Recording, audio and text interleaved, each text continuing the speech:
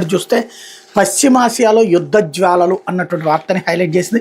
Israel Iran మధ్య భీకర పోరు, 200 యుద్ధ విమానాలతో 100కు పైగా లక్ష్యాలపై ఇజ్రాయెల్ బాంబులు, ఇరాన్ భూభాగంలోకి రహస్యంగా డ్రోన్లు తరలించి దాడులు, 3 కీలక సైన్యాధికారులు అణుశాస్త్రవేత్తల మృతి, 78 మంది పౌరుల మరణం, 329 మంది గాయాలు. డ్రోన్లు క్షిపణులతో ప్రతిదాడికి దిగిన టెహ్రాన్, టెలవీవ్, జెరూసలేంలో పలు చోట్ల పేలుళ్లు, పలువురు గాయాలు. తాజా ఘర్షణతో పెట్రోల్ డీజిల్ ధరలకు రెక్కలు. పశ్చిమాసియా మరోసారి బగ్గుమంది, ఇజ్రాయెల్ ఇరాన్ మధ్య తీవ్రస్థాయిలో యుద్ధం మొదలైంది. ఇరాన్పై ఇజ్రాయెల్ శుక్రవారం భీకర స్థాయిలో విరుచుకుపడగా ఇరాన్ సైతం అంతే స్థాయిలో ప్రతిదాడులు చేసింది. తొలుత ఇరాన్లోని సైనిక స్థావరాలు, సైనిక ఉన్నతాధికారుల లక్ష్యంగా 100 క్షిపణులు, డ్రోన్లతో ఇజ్రాయెల్ దాడి చేసింది. గురువారం అర్ధరాత్రి దాటిన తర్వాత ప్రారంభమైన దాడులు శుక్రవారం సాయంత్రం కూడా కొనసాగినాయి. ఈ భీకర పోరులో కీలకమైనటువంటి మిలిటరీ నాయకత్వాన్ని, అణుశాస్త్రవేత్తల్ని ఇరాన్ కోల్పోయింది అన్నటువంటి వార్తను హైలైట్ చేశారు. ఇందులో ఇజ్రాయెల్ దాడుల్లో మరణించినటువంటి ఇరాన్ సైనిక దళాల పర్యవేక్షకుడు general Mohammad Bagheri, revolutionary guard chief manager general Hussein సలామీకి సంబంధించినటువంటి ఫోటోలు కూడా హైలైట్ చేశారు. గుట్టు